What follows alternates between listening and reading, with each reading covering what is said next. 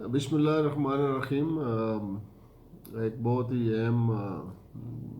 بات یا ایک بہت ہی اہم مشورہ جو میں شیئر کرنا چاہتا ہوں پیرنٹس کے ساتھ اور اساتذہ کرام کے ساتھ۔ جس معاشرے میں ہم رہ رہے ہیں اور جس معاشرے میں ہمارے بچے تعلیم حاصل کر رہے ہیں یا وہ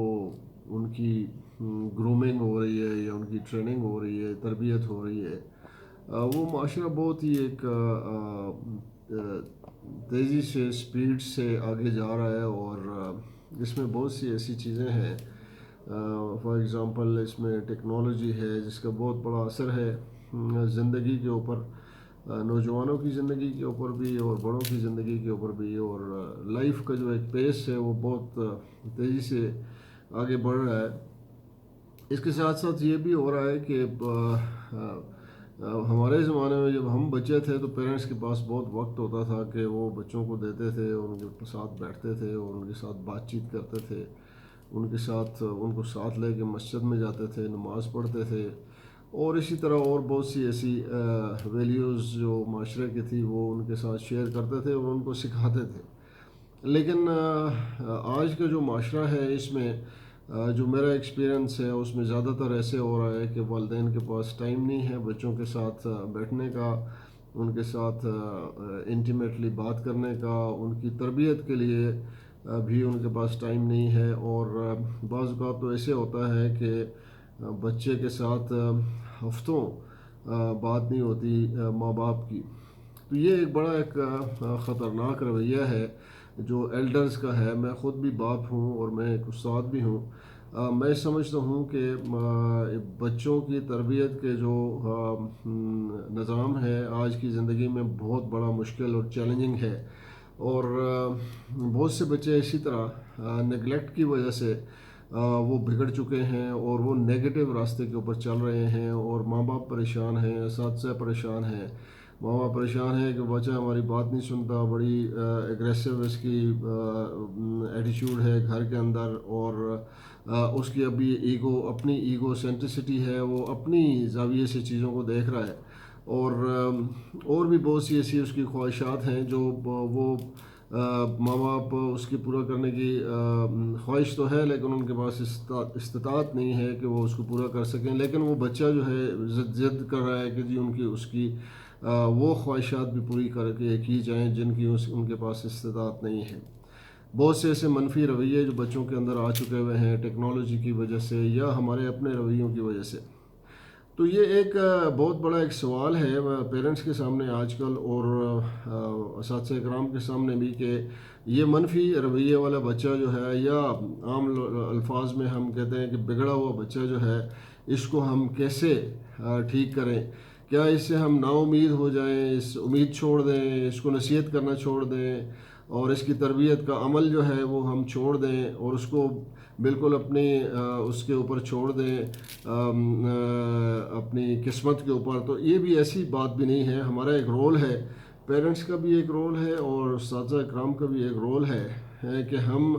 بچے کی تربیت کو نہ چھوڑیں، اور اس کو اگر کہیں پہ وہ پٹڑی سے اتر رہا ہے تو اس کو پٹڑی پہ دوبارہ چڑھائیں۔ اس کے لیے بنیادی بات یہ ہے کہ میں as a father role model ہوں بچے کے لیے، اور رول ماڈلنگ میں نے کرنی ہے۔ ایز اے ٹیچر میں رول ماڈل ہوں، مجھے رول ماڈلنگ کرنی ہے، ایک نمونہ ہوں میں بچے کے سامنے۔ لیکن ہو یہ رہا ہے کہ جو نمونہ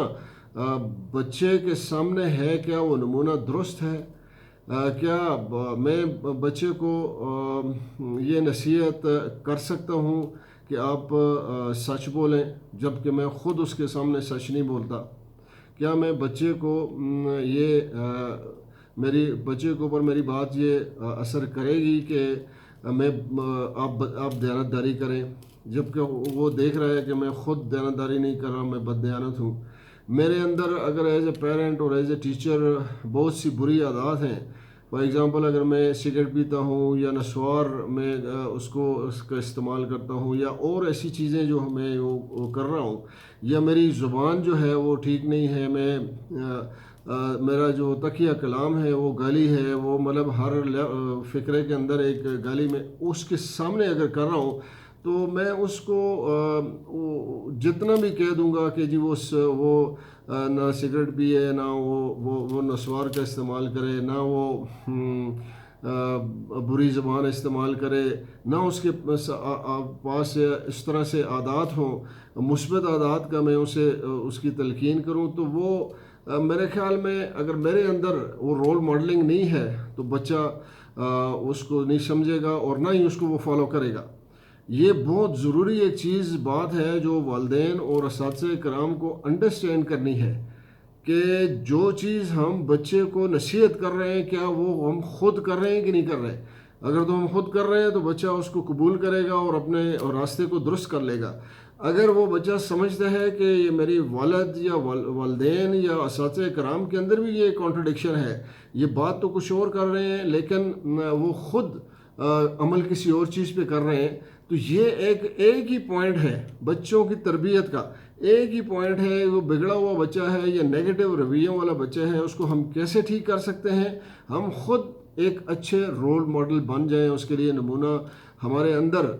سچ آ جائے، ہمارے اندر خود دیانتداری آ جائے، اس کو ڈیمانسٹریٹ کریں۔ ہم خود نماز پڑھیں تو بچہ نماز پڑھنے کے لیے جائے گا۔ اگر ہم خود نماز نہیں پڑھتے تو اس کو بچے کو ہم فورس نہیں کر سکتے کہ وہ نماز پڑھے۔ اگر ہم خود جھوٹ بول رہے ہیں کہ معاشرے کے اندر جو بھی دیکھ رہا ہے بچہ وہ بڑا آبزرونٹ ہے، بچے آج کل کے بڑے انٹیلیجنٹ ہے، اگر میں اچھا لباس نہیں پہن رہا ہوں، اگر صاف ستھرا لباس میں نہیں پہن رہا ہوں تو وہ کیسے ہم اس کو تلقین کر سکتے ہیں کہ آپ صاف ستھرا لباس پہنیں؟ اگر میں خود محنت نہیں کر رہا ہوں تو بچے کو ہم نہیں کہہ سکتے کہ آپ محنت کریں۔ اگر میرے لائف کے اندر خود ایک مقصد حیات نہیں ہے تو بچے کو ہم کنونس نہیں کر سکتے کہ بچہ بھی ایک مقصد کلیئر مقصد حیات ہو اس کا اور ایک لائن ہو اور وہ محنت کر کے اس کی طرف چلا جائے۔ تو میری گزارش یہ ہے والدین سے، میں خود بھی والد ہوں اور اساتذہ کرام سے میں خود بھی استاد ہوں، کہ ہمیں خود ایک بہت بہترین رول ماڈلنگ کرنی ہے بچوں کے سامنے تاکہ وہ اپنے رویوں کو درست کر لیں۔ اور اللہ نے ہمارے بچوں کے اندر بہت بڑی قابلیت رکھی ہوئی ہے، بچے سے نا امید مت ہوں،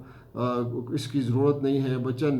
کے اندر منفی رویے اس کی ایج کی وجہ سے شاید ہیں، یہ جو ٹیکنالوجی ہے، یہ جو کچھ وہ دیکھ رہے ہیں اس کی وجہ سے ہیں۔ نا امیدی میرے خیال میں نہیں کرنی چاہیے اور